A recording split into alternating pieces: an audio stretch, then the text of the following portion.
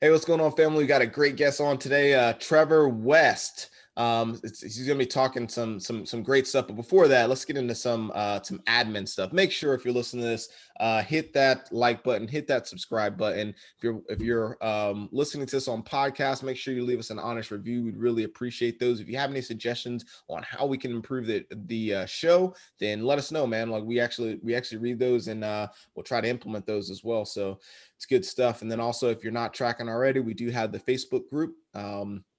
We got like 2.1, like 2,000, over 2,000 followers, right? Our members of the group right now, which is absolutely phenomenal. Every single day we go on there and I see more and more people like giving out advice and commenting and things like that. It's just great to see, man, really building this community. It's awesome. So yeah, other than that, man, what's going on with you, Mike? Nothing much, man. We're out here grinding in the Charlotte market. We're rocking and rolling. Got quite a few under contract, getting the ball rolling. We have about 10 agents now, right? So, and for everybody who's not aware, our agents, they're trained from the ground up with how to work with investors. So if you guys are interested in working with an agent in our market's great. But if you are looking for an agent who knows investing anywhere in well, I can say the world, but let's just stick with the United States for now. we can help you guys find one. For Switzerland. sure. Yeah. we got Brazil, Colombia, all these places. But yeah, man, things are going really well on my end. Finally got things settled in around here or the apartment complex. So what about you, man? How's everything going with you? It's going good, man. Still in the duplex, still in the residential multifamily search right now in Savannah, dude. Like, bro, it's a hot market, and my wife wanted to do this one by herself. So just a quick tip out there for anybody that's dual military, right? Both of you guys don't have to be on the same VA loan at the same time. You can use like I can use my VA loan and do the I think it's 2.4% funding fee the first time we use it. And then she can also use her VA loan, and we can kind of go back and forth because as we know, we can use the VA loan multiple times, right? So as we PCS, I might use the VA loan for, to do a house hack on a multifamily home here. The next place we PCS, she might do use her VA loan to use it. So we can continue to kind of go back and forth. And honestly, it kind of allows you to acquire more properties. And that's just not just with the VA loan, but if you're the FHA loan, you can switch between loan products and stuff like that for anybody that's not military. So just a quick tip out there, but that's really what we're on right now. Just trying to find something that's suitable. But man, like it's hot. Stuff stays on the market for like 2 days, and then people are bringing cash offers and stuff like that. So we'll see. And then we're dealing with the STR. It's really strict with the short-term rental licenses here. They're getting really strict with that. So certain districts, they don't transfer from ownership to new owner, if that makes sense. So Yeah. and applying for it after, so it's pretty much maxed out on 20% in all the districts. So if you want an STR, they won't give more licenses to people if they're already at the 20% threshold for however many units are in that specific district, right? Gotcha. So they've already met the threshold, and then there's people on the waiting list. So if you're trying to buy a new place with the intent to rent it out through Airbnb, right, you got to apply for the license. So you're probably not going to be able to do that for the first maybe year or so that you actually own the asset, because there's such a long waiting list. And they're really strict when it comes to even owner occupants, which is strange. So that's one of the things we're dealing with right now. We're trying to figure that piece out. But other than that, just living life, man. Living life. Love it, man. That's a very interesting thing about the short-term rental. I want to keep us posted on that. I might need to do a video for the audience. Yeah. Yeah. So Trevor West, he is in Switzerland, right? He's vacationing in Switzerland right now, hanging out there. And he was able to jump on this podcast. It's got us up early in the morning. You see Mike wiping his eyes right now, so still hurting. early on a Saturday mornings, good stuff. But yeah, he's got a great story, and you can see the passion through his storytelling, through his, how he's presenting his information. He just got some great tidbits of information. And then his actual journey is excellent as well. Just listening to that, it's very, very inspiring. So make sure you listen in on that, Mike. Yeah, absolutely. He's a young guy, right? extremely passionate, extremely focused. Did not take a traditional route to success as many of us would think, is necessary. Right out of high school, went into the military, right? Did his thing in the military, then decided after 8 years, you know what, maybe this isn't for me. I'm going to develop myself and become a real estate investor. His first deal ever, he had to basically fire the property manager and evict a tenant, almost like overnight, like it was bad because he deployed when this happened. Yet he still was able to acquire over 14 doors in his first year as an investor, right? Then he's also licensed as an agent too, right? So the types of nuggets that this dude is dropping, some great quotes from some great people, some of the stuff I've never heard. I know Dan mentioned some of the stuff you've never heard. I was like, God, wrote it down, new tattoo, right? So guys, you guys have to just listen to this and reach out to this guy. Very inspirational kid. Doing some great things. So without further ado, let's get to it.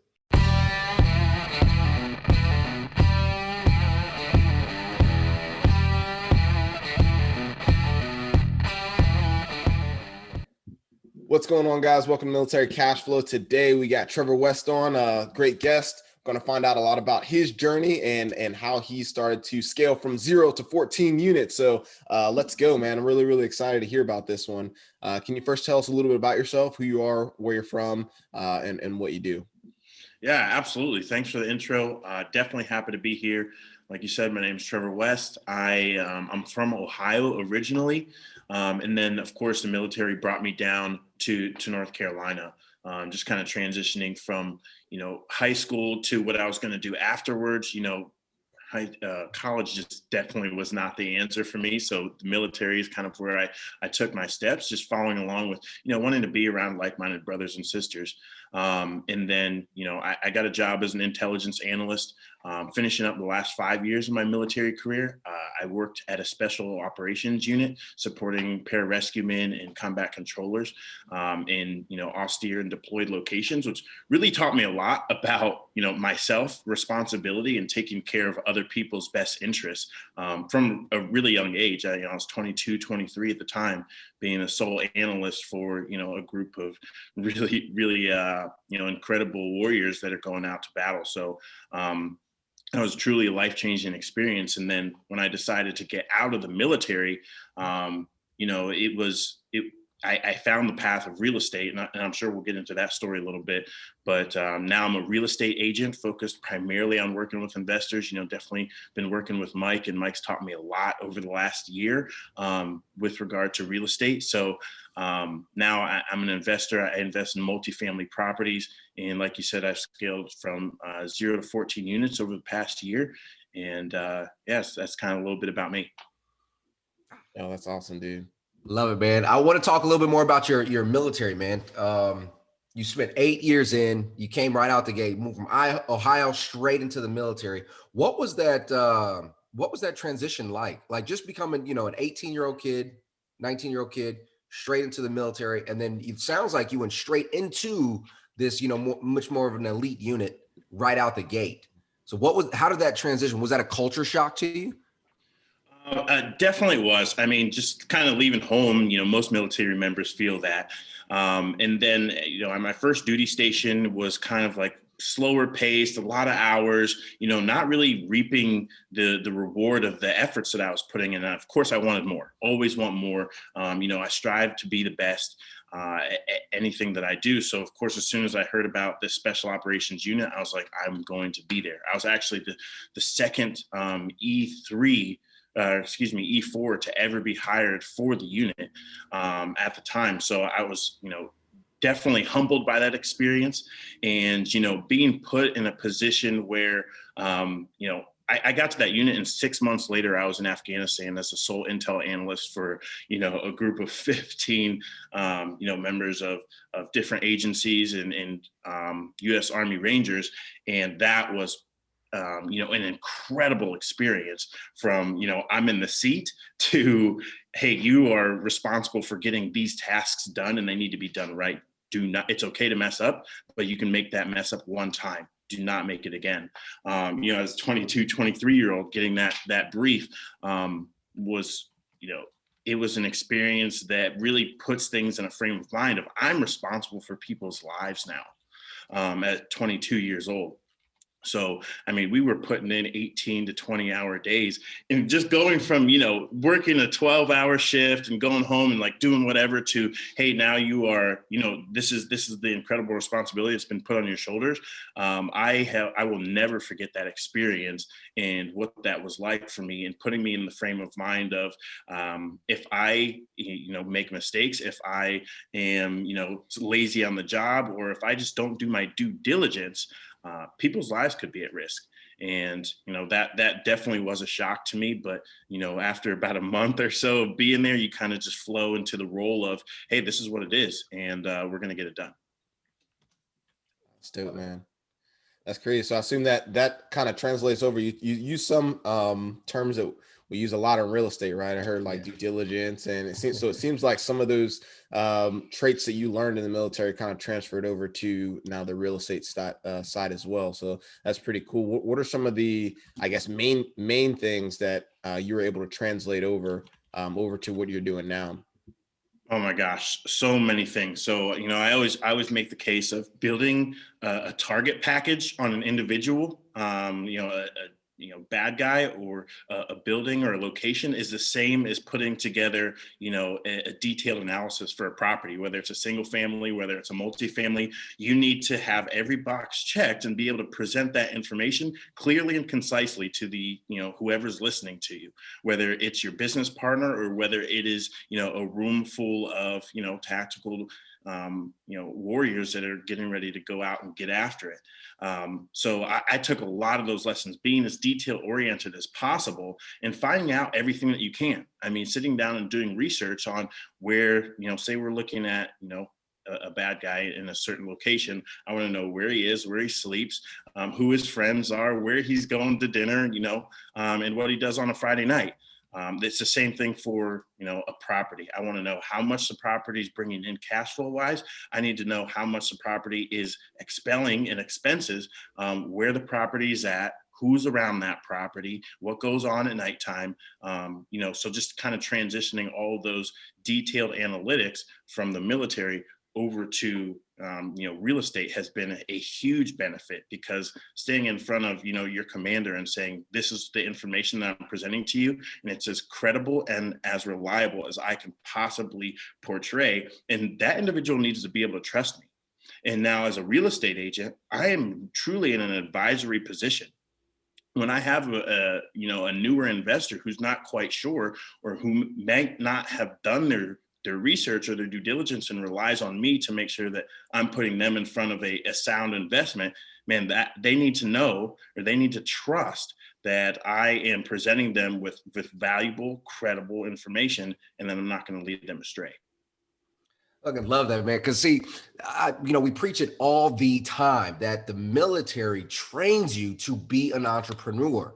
Every single veteran and servicemen and women has a skill set that has been kind of developed and ingrained into them. I really don't care if they're enlisted, right? Junior enlisted, or if they're officers, senior enlisted. It does not matter. Maybe warrant officers don't count, but no, I'm playing. But you have all of this experience, and people have they're challenged in how they can translate that experience into anything else. But the way you articulated that is beautiful. Think about the detail orientation that you put in that, the research you put into that. And now all you did was simply change the topic. That's it. Same effort, Absolutely. Same research, everything, just change the topic. I had a question about, all right, do you remember your DISC profile? Yeah, I'm an IS. Okay. And the reason I asked is because, what we like to do is personality assessments to see how you're naturally inclined to do something. And the fact that you said that you're so detail-oriented and task-oriented, do you feel like you were always that detailed and task-oriented? No, absolutely not. Absolutely. I'm just not that way. But it's when you're in a position where that is your responsibility, you have to change into that. Things won't change unless you change. So if I'm responsible for people's lives, you can bet that I'm going to be detail oriented. If I'm responsible for someone's financial future, you can bet that I'm going to be, detail oriented. I mean, just like you said, the military teaches us to be entrepreneurs. They also, and what are entrepreneurs? They're problem solvers. You put a problem in front of someone that is a problem solver, and you will find that they will change and morph into whatever that role requires of them. That's beautiful, man. That's beautiful. So, I mean, I can see your passion just like bleeding through the screen right now. You know what I mean? So, for those of you who are listening to this on podcast, I mean, if you check this out on the video, you'll see, man, like Trevor's he's kind of intense in there. I'm feeling like I'm in a brief right now, you know? So, like a great brief, you know? So good stuff, man. I can see how, this translates over for you. And I love that you were able to articulate exactly how it translates over. So how did we get to real estate from the military? So, we stayed in for 8 years, right? So I got two questions really. So I stayed in for 8 years. Typically that's where someone decides. I'm kind of in the same situation where you're deciding like, all right, I'm at 8 years. All right, I got 12 more years. Do I want to stay in or do I want to get out? And I know Mike was in a very similar situation too. And I know that speaks to our listeners. So a lot of our listeners, I think they're in that mid-range area. So what was the what was the deciding factor for you to switch over? Right. And then two, well, I guess that was just one question. Let's just go with that one question. Yeah, absolutely. I love that you kind of brought up the 8-year mark. You hear so much. People get to that time. Well, I'm about to hit my 10-year mark. I might as well just do another 10 years, whether they love the job or not. It's like, oh, well, what's another 10 years to get my pension, to get that retirement? And oh man, that just got me so fired up. Like that is an entire decade. That's time. This is your life. Do you want to just live that monotonous life and just kind of do the thing that you've always done and get the same results that you've always gotten? Or do you want to take that 10 years and put it towards something that you actually love? When I was kind of handing out my out processing checklist to all the people, out of the 10 people I probably visited, 8 of them said, hey, are you sure you want to do this, man? Are you sure you want to get out?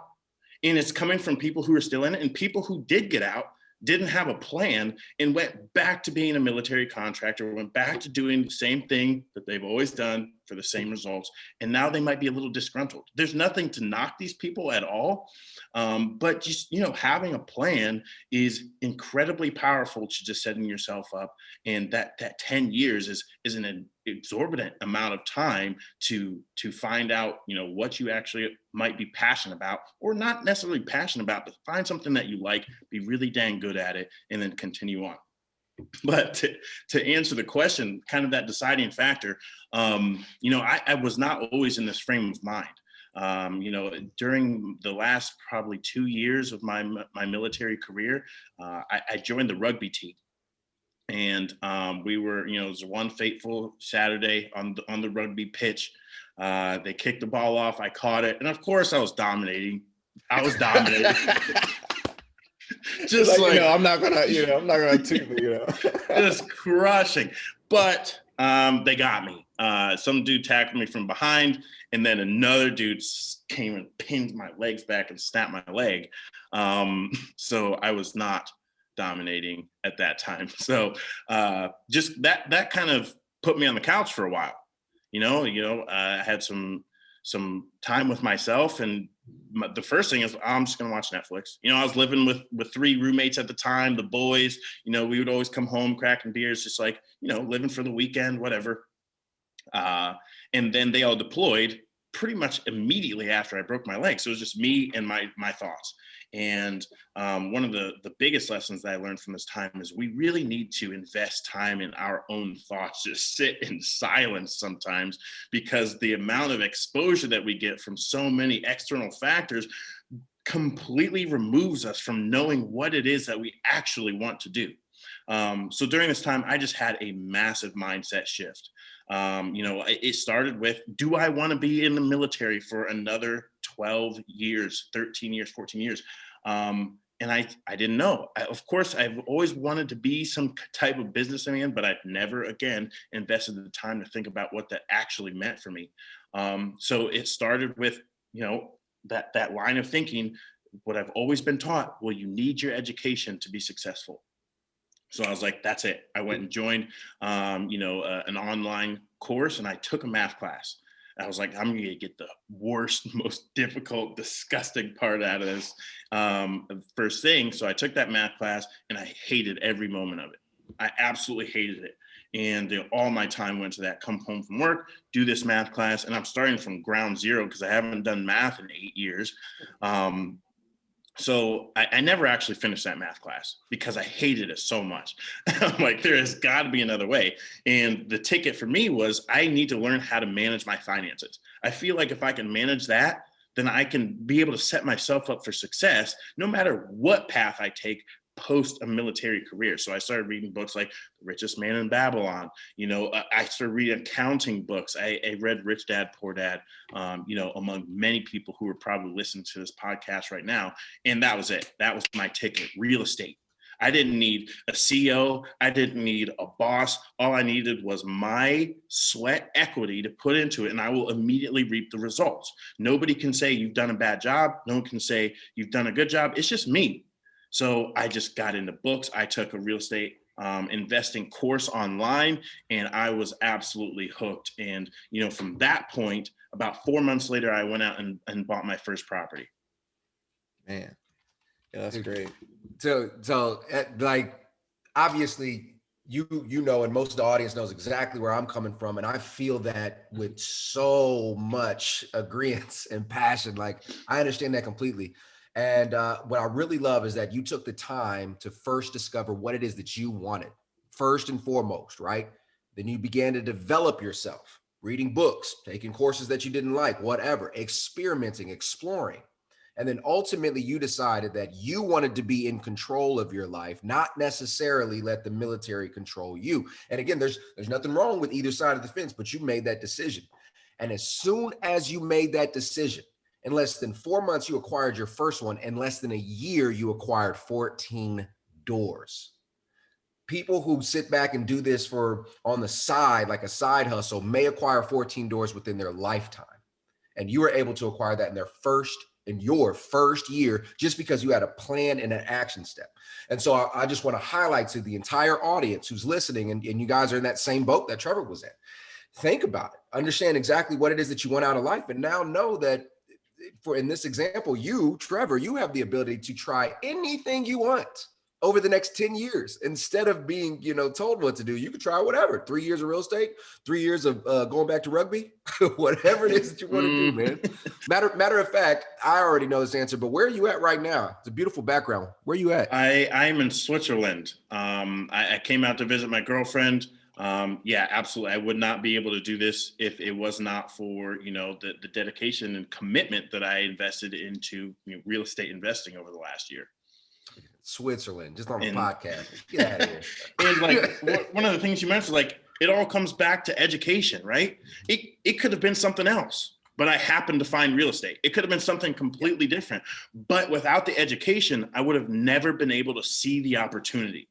I think Robert Kiyosaki talked about that in Rich Dad Poor Dad. If you're not educated, you'll never see the opportunity. It could walk right in front of you and you'll never know. So it could be anything. But now that I have this opportunity, I've taken this opportunity, and it's opened up my aperture to so many different forms of education, so many different passions that I could possibly venture into. And now I have the flexibility and the freedom, which is what we're all chasing, right? Military cash flow. We are chasing that cash flow to provide us that freedom, that tool, and to open me up to, whatever life has in store. Yeah, man. That's beautiful, dude. Again, you just feel the passion in the voice right there. So I love everything you're talking about. And I'm kind of in the same situation there, trying to figure out, hey, how much longer do I want to stay in the military? What I want to do, moving forward. And I just think that's great the way you spoke to that. So getting into, so we talked about, scaling from 0 to 14 units. All right, let's talk about that first deal and what that looked like. How do you finance it? What did it do to your frame of mind after that? I mean, did you get your real estate license first? Can you kind of tell that story? Yeah, absolutely. I would say for those of the listeners who think that getting a real estate license is going to lead to, additional real estate investment opportunities, I would like to, say that I don't think that is something that is worth the time and effort and money that's invested into it, because being a real estate agent definitely comes with, time, effort, and dedication to making sure that you got clientele coming in, you're building the right connections and all those things. But that first deal, it came down to finding my niche first through that education piece. And once I realized, hey, I can buy up to 4 units with my VA loan, why not maximize every single bit of that? So that's really where I started. And I started analyzing markets. I was living in Apex, North Carolina at the time, which is just outside of Raleigh. And I was like, Raleigh's one of the fastest growing cities in the nation. I'm buying a property here. Let's go. So I was out there walking. I had met a real estate agent who was a savvy investor. I found a contractor who was experienced in rehabs, and I started running numbers constantly. Once every deal that she sent to me, I didn't care what it looked like. I didn't care where it was. I was running the numbers to see if it was going to provide me profit or if it was not. After doing that over 100 times and walking like 30 properties, they hated me. My contractor was like, where do you got me out here going to these slum houses? But that's what it needed. That's what I needed to do to get that hands-on training, that on-the-job training to know, yes, this is something that I should invest in or not. In the market being the way that it is in Raleigh, North Carolina, a fast-growing market, it was not going to provide me any cash flow. I was going to lose money most likely. And you can't bet on appreciation. I can run the numbers on what I'm going to make most likely, but I can't tell what the market's going to do a year, 5 years, 10 years from now. So of course, I met up with the Five Pillars crew, Mike Glaspie on the line. I started heading down to Fayetteville to run properties in that area because the cost to get into a property was much lower, but the rent comparison was not all that different. So that just made way more sense for me to put my dollars to work there. So I found a triplex, through the MLS listings. It was on the market for like 500 days. It was not in city limits. So I was like, man, there's got to be something going on. Let me go take a shot.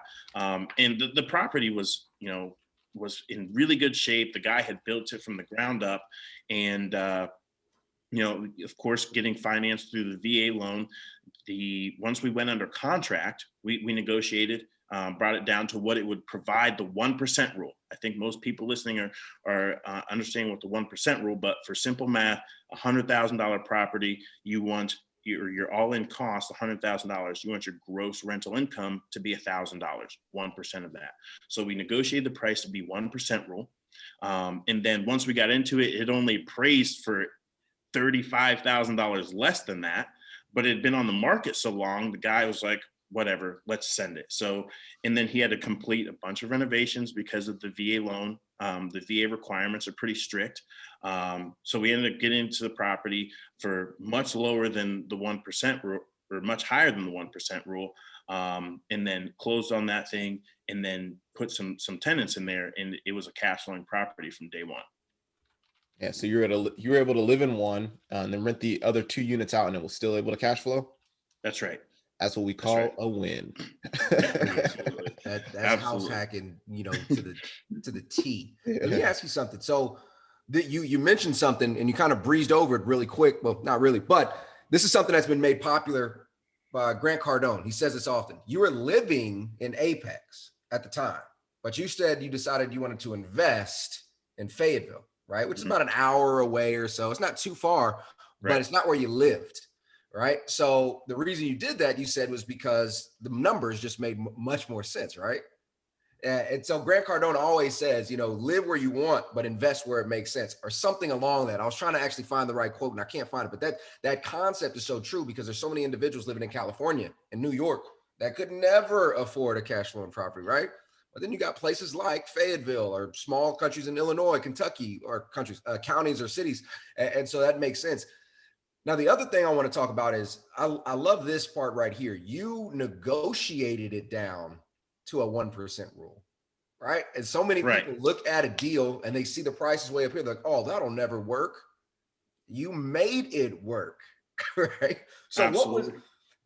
elaborate a little bit more on that, because I think our audience needs to hear that more importantly than ever, especially the newer investors, where they feel like, oh, the price is, it's over market. Well, you got it under contract and then you made it work. So talk a little bit more about your thought process and maybe some of the numbers that you ran to say, okay, you know what, I can make this work. I can negotiate it down a little bit more.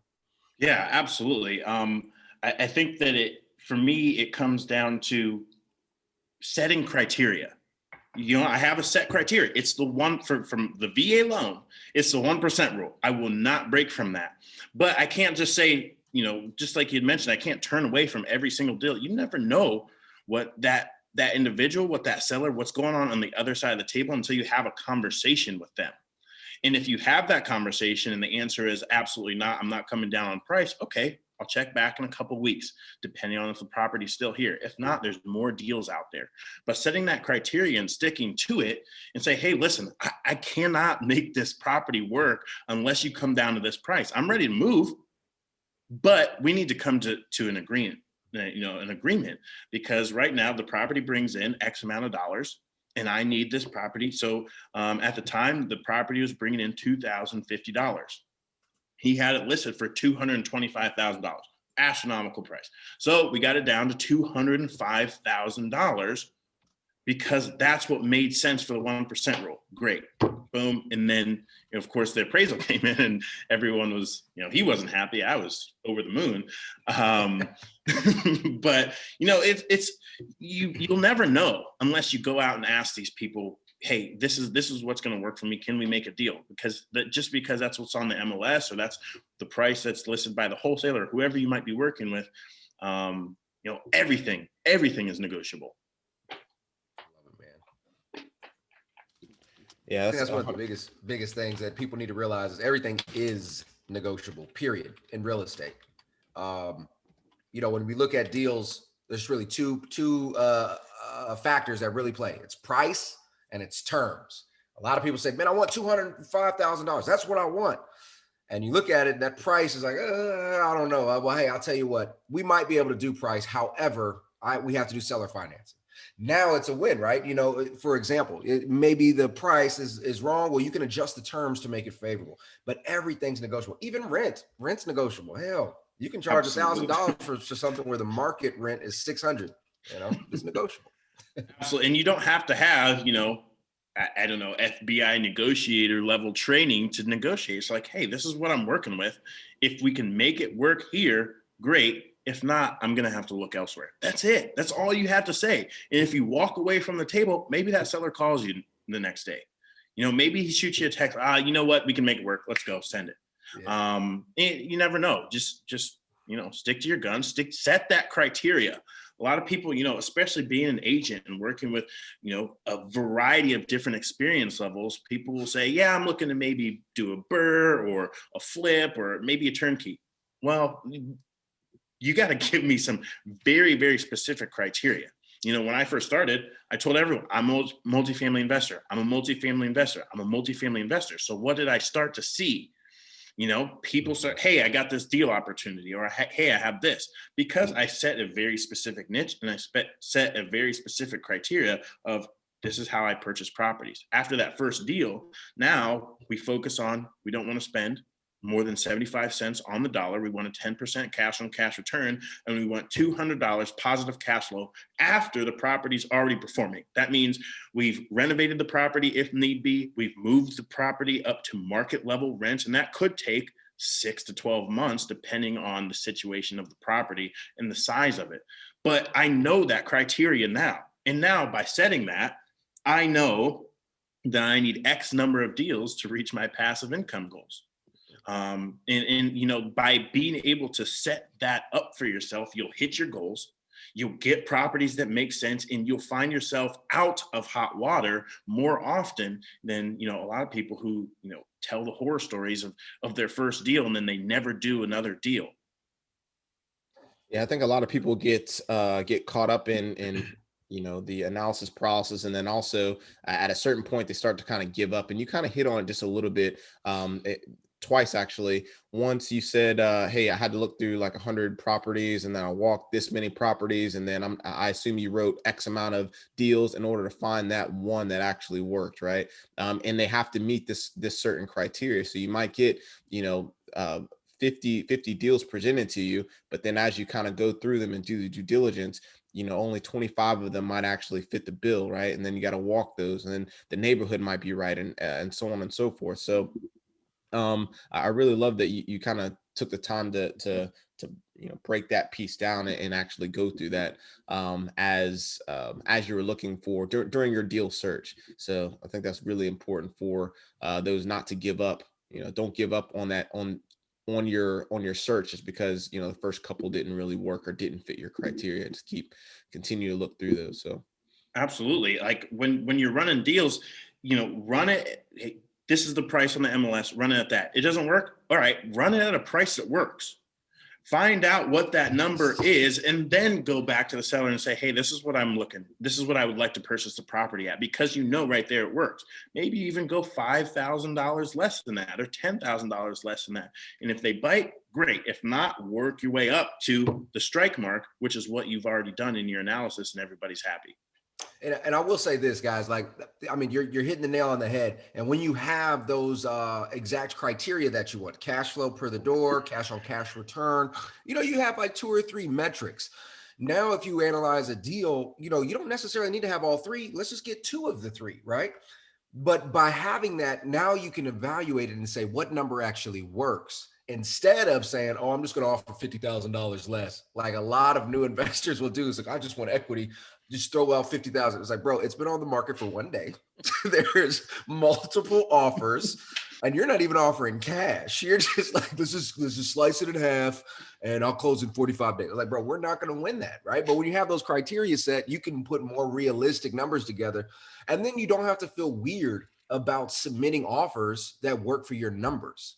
And I love that. And so obviously you did that on your first deal, but explain how you've grown from that deal to now 14 in just 12 months. Yeah, absolutely. I mean, by learning, of course, you learn by doing. And that analysis paralysis, do it, and then you're going to make mistakes. 100%. I made mistakes for sure. That first property, I let the owner, because I deployed immediately. Like, I closed on the property while I was deployed. So I hadn't done my research on a property manager. So I let the seller manage it for me. And it was not good. You gotta speak to that a little bit. Tell us a little bit. So he was like a good old boy. He was like liquidating all his properties. He had a relationship with the tenants, of course, because he didn't have a property manager. It's like just his portfolio. So before we had closed, he was letting the tenants slip on payments for utilities, for rent payments. So once we closed, I was like, hey, Mr. Tart, which was his name, hey, will you mind, managing this for me? He's like, absolutely, I got you. So all the utilities were in his name. And since the tenants hadn't paid him, he shut off their utilities. And they were like, okay, we got to go and get our utilities turned on. But they needed a new lease. He wouldn't write him a new lease. He's like, no, I'm not writing you a new lease until you pay me the money. And I'm like, I'm getting the calls, and he's the middleman, and it was an absolute nightmare. So we ended up firing him immediately, because I was like, hey, man, are you going to write them a new lease? He said, no. I was like, well, you don't have any stake in the property anymore because I'm the owner. So yeah, he ended up getting fired. I did have to actually evict that tenant. As soon as I got back from my deployment, that tenant ended up being evicted. But now I know property management, they are your best friend. They are your partner. You need to take them out to lunch. You need to make sure that the people managing your tenants, but not even tenants, they are your customers. They are repeat offenders. They are paying you every month. So how do you keep your clientele from coming back? It's the people that are managing them have the same mindset of you as, let's take care of these folks so they continue to sign a new lease, they continue to take care of the property, and there's no issues moving forward. So I've definitely applied that to my strategy, scaling up to 14 units. But of course, with the frame of mind of telling everybody what I do and having that strict criteria, I can say yes or no to a deal in 5 minutes. I can say, yes, this is something that I want to pursue, or no, on to the next one. Get unemotional about it, because it's all about the numbers. And once you have the numbers, then you continue to unravel what's going on with the property. You get that inspection, you do your due diligence, you make sure that everything's good. And then, by having that criteria of 75 cents on the dollar, we're able to refinance those properties without leaving any money in the deal, which is, usually a really great benefit, which has been able to enable us to scale. So, throughout my journey, I did actually start partnering with another military member, a buddy of mine who got into real estate investing about the same time as me. We just kind of linked our skills up. I like talking to people. He hates it. He likes running numbers. So we set our criteria and we went after it. Bringing deals, he analyzes them, we close on the property, and we're off to the next one. And we were able to do 8 units, 3 different deals in 5 months. Nice. Let's talk about partnership, right? So I don't think we really talk about that too much. Like finding a partner that actually works with you. You guys are on the same mindset. So what are some of the things that kind of went into finding your partner? I know you guys said you linked up. I'm not sure if you're in the same unit or not or what, but can you speak to that a little bit? Yeah, even though we knew each other, I took that very, very seriously. I mean, it's just like a marriage. You are on legally binding documents with each other. So I want to know, hey, what are your goals? What is your intention behind this? Do you want to do 1 deal a year? Do you want to do 50 deals a year? Like, how are we going to make this work? And then, of course, like, I've come across other people that are very similar to me, like very, extroverted, like talking to people, maybe not detail oriented. That's not the person that I necessarily want to partner with, because our skills don't complement each other. He doesn't fill the gaps that I need filled, and, vice versa. So by partnering with someone who's very detail oriented, who likes spreadsheets and sitting in front of the desk and just like kind of crunching out and getting every piece of information available, that allows me to go do what I actually like. I can be that detail-oriented person, as we talked about earlier, but I love going and talking to people. I love building relationships. So find that person who has very, very similar goals, wants to go to the same place as you in terms of finances, in terms of, business structure, and run with that. And, again, I can't stress how important partnerships are, especially as you're starting out, because if you rely on someone to handle key tasks that need to be done and they're not being met, it could really hurt your business, and, sour the relationship and sour your progress. Yeah. Partnership is key for everything, right? There is no I in team, that old cliche. But if you think about just how much one individual can do, there's only so much, right? And just like you mentioned, you partner with somebody who can kind of accent those strengths and kind of cover up some of those weaknesses. And now you make yourself a much more holistic business owner, a much more holistic investor. And you guys were able to accomplish some great things. 8 units in 5 months. I mean, boom, right away, turned around. And now you guys are functioning and operating. I mean, what else is on the scale for you guys? What else is on the target sheet for you guys for 2021? Yeah. So we have, focused our efforts more on apartment syndication or apartment JV. So we're looking right now for something between 20 to 60 units. By hitting those criteria, now we know, hey, we can actually do this. The proof is in the pudding. We've done it. We've refinanced. We got our money back using a variety of different financing methods. And now we feel extremely confident moving forward and, raising capital through other investors and putting that money to work in apartment buildings. So now for 2021, knock down a 20 to 60 unit apartment building, then 75 units plus, and then 100 plus is kind of what we're looking at for 2021 and beyond. And just kind of structuring this apartment syndication business to be not only beneficial to us, but beneficial to, giving people opportunity to increase their own personal cash flow, their own passive investments, and of course the community wins, because if we can get a distressed apartment building, now we're touching way more lives through an all-encompassing business structure versus, knocking down, 20 duplexes in the next 3 years? Because that's kind of where we started, right? We had planned, you know, we want 100 doors in the next 3 years and mix between duplexes and quads. We want to be the best small multifamily investors. And this kind of goes back to goal setting is, you know, your goals are going to change as you change, as you gain experience. So, you know, talking with other people who have more experience in the game, it was, why do that many transactions? Why not move up to 20 to 60 units and then move on up from there and up from there? It's economies of scale.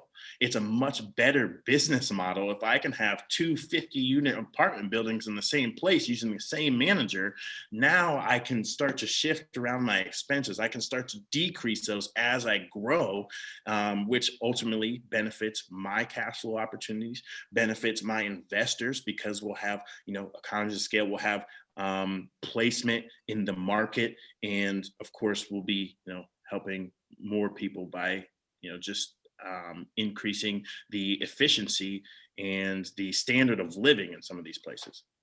I think you also affect like a larger community that way as well. So you're talking about a 50 unit. I mean, a lot of times some apartment complexes, that 50 unit or 100 unit might be, especially if it's like a dilapidated one, right? Like everything around it kind of, you know, is dry, is kind of like jacked up too. So by fixing that one larger entity, or that kind of, I guess, not so much staple, but a larger piece of property where a lot of people are in one unit, kind of affects the whole entire area as well, versus just doing one home as well. I'm just talking about the value add that you're able to, what you're able to bring to communities. So I think that's really special. Yeah, absolutely. And I love this model because, you know, when you first get into real estate investing, everyone talks about generational wealth. I think that is like the biggest buzzword in real estate investing. And it is true. You do one property a year for 10 years and you keep those. That is true. It's generational wealth. I mean, one property can change your life, just one. But now we're talking 10 units, 10 single families over the course of 10 years. Now you're affecting your children's lives. Now we're talking about apartment buildings. That to me is true generational wealth. My plan is to hold these things as long as possible, pass these things off, you know, get really educated on the tax code. So that way, when I die, no one's paying taxes. My children are inheriting that property, and it sets a trajectory for the follow-on of your generations. Like my children's children will reap the things that I'm sowing right now. And it's because of, you know, thinking big, setting high expectations for yourself, and going out, staying disciplined, and being committed and getting after it. You're talking about you're talking about real estate like it's a business. Huh, that's pretty funny. Man, you're so right, man. Everything you talked about, just about like increasing your operational efficiency alone, right? It's business, right? We're always talking about self-developing, right? Develop yourself as a business owner. All these real estate investors do that. You talked about the tax code. I had to bring this thing out. Tax-Free Wealth by Tom Wheelwright. This is one of the most influential books that I've read when it comes to understanding how to influence my taxes and why I need to influence my taxes. And I think you've read this book as well, right? Absolutely. Like stuff like this. When we talk about generational wealth, that's exactly right.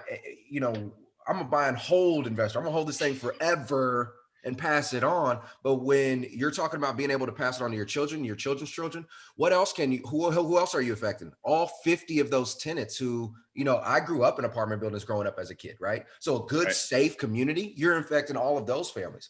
All your limited partners in a syndication model, they're affecting their generational wealth, right? All the additional money that you'll have to put towards philanthropy if you wanted to.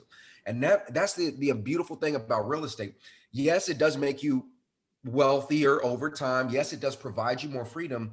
But if you are already a good person, if you are already within the right mindset to give back and to provide, it now gives you so many opportunities to do that at scale. So you got me pumped up over here, man. It's early on a Saturday morning, but I'm about to go run 10 miles and do about 5 push-ups. That's all I got. I'm not in the military anymore. Well, I love that. I mean, like Jim Rohn said, your level of success will never exceed your level of personal development. ever. If you're not continually educating yourself, if you're not continually changing, you'll die. Like, not maybe physically, but change or die, right? And just last night, my tenant called me. She said, "Hey, Mr. Trevor, just a few houses down, there was a gunshot. And apparently, like, someone was hurt or injured. The floodlight isn't working on our back porch. Can you, we just don't feel safe." Boom. I'm immediately on the phone with, my contractor or my handyman to make sure that he gets out there and gets that fixed for them. One, for peace of mind, for the safety of them, but also think about that times 50, times 100, times, my 3-year goal of 1,200 units. That economy of scale, now you're affecting that many people. I mean, it's just, it's massive growth. It's massive. Like, you just have the ability to influence so many other people. And, by continually to personally develop myself, my sphere of influence, the people that want to come up and reach similar or exceed the levels that I'm at, I'm able to give back from my lessons learned, from my successes, and just overall, we all grow together, because real estate's a team effort, from football to the military to real estate. Everyone can try and go out and do it themselves, but you're not going to go very far. You might go fast, but it is definitely a team sport. Love it, man. Love it, dude. So we talked about your first deal, talked about, scaling up to those 14 units, getting that, like, what, eight units in 3 months, I think you said? 5 months. 5 months, 8 units in 5 months. We know your 3-year goal, your big, audacious, scary, 3-year goal, 1,200 units. I mean, that's phenomenal, dude. If there was one piece of advice that you could give to any service members out there that would that want to do what you're doing, what would that be? It would definitely be changed your thinking. Like, the way that I thought about life, the way that I thought about my finances, the way that I thought about time, has changed dramatically. And it wouldn't have changed if I hadn't educated myself. So number one is education, whether that's finances, whether it's personal development, whatever it is for you, whatever you might find interested in or not interested in. Commit to reading something, commit to educating yourself on something, even if it's a YouTube video. You never know what you're going to watch, because, watching the UFC fight highlights is fun. Watching, the playoffs is fun, right? But you're watching other people live out their dreams. You're watching other people live their dreams. You're paying them with your time. And the time is the most valuable thing that we have. I always say this, one of my mentors said, there's 3 ways that you can use your time. You can either spend it, you can share it, or you can invest it. So now, if I'm going to go hang out with friends, I'm going to go share time with friends. If I'm going to sit down and read a book, I'm investing my time in reading this book. Completely change the way that I think about it, because, I mean, what we spend our time on, going to the bars on the weekends, chasing chicks or dudes or whatever it is for you, ultimately those things are going to leave you empty and unfulfilled. The more you invest in yourself and your education, you will start to find that you see more opportunities. You won't have that victim mentality of, well, why does he get to do? I mean, 14 units, it's great, but so many other people have absolutely crushed me in a year's time, from zero to whatever they've gotten to. So it's absolutely possible. You just got to change the way that you think, and you can't change the way you think if you are uneducated. Dude. Bravo. That was freaking beautiful, dude. And I love the quote you said there. You can either spend it, share it, or invest it. I really love that. That's definitely a mindset shift in itself. Just if you sit down and really think about that, how you're actually spending your time, and then also, you're paying someone else to you're paying someone else. I never even thought about that before, but that's awesome. So how can our listeners get in contact with you? You can find me on Instagram at Better Trevor. Facebook is Trevor Brand, BRAN. My website is HyveCI.com. That's HYVECI.com. I actually just launched a YouTube channel called Invest with T West. Invest with T West. Nice. Hey, so we're gonna have all those everything that you just said there, that'll be down in the show notes. So make sure you go check out Trevor. Hey, it's been, this interview has been awesome. This interview has been absolutely awesome. I loved really your mindset, those things that you talked about there, and then also you can clearly see the passion and through how you're saying everything. So it's just really it's really inspiring. So it's good stuff, man. It's good stuff. Yeah, Mike. Yeah, absolutely, man. I appreciate you coming on, man. It's been a while. I've been wanting to get you on here for a while.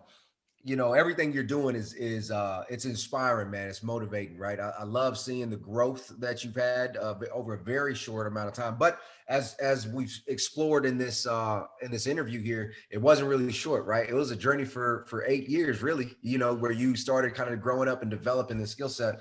And so I just want to remind the audience, this isn't nothing is done overnight. Nothing is done overnight. Everything is done behind the scenes, and people just get to see the outside. So again, thank you so much for coming on, man, and sharing your experience with the audience, man. We really appreciate it. Yeah, of course. And I really appreciate the opportunity. Of course, Mike, anytime we have a conversation, it's a fruitful one. And definitely, I love the Military Cashflow's, mindset and mission. So, I hope that the listeners got something out of this, and hopefully I'll be back for another one. Yes, sir. Yo, next time you'll be back, you have like those 1,200 units, man. We'll talk about that. You remember last year when we had you on, you were saying you had 14. Listen, if you don't scale from 0 to 1,200 units in 3 years, then what are you doing? Hey, so this has been a great time, man. Great time. So yeah, I don't really have nothing else. This is Dan Wynn and Mike Glaspie. All right, signing off.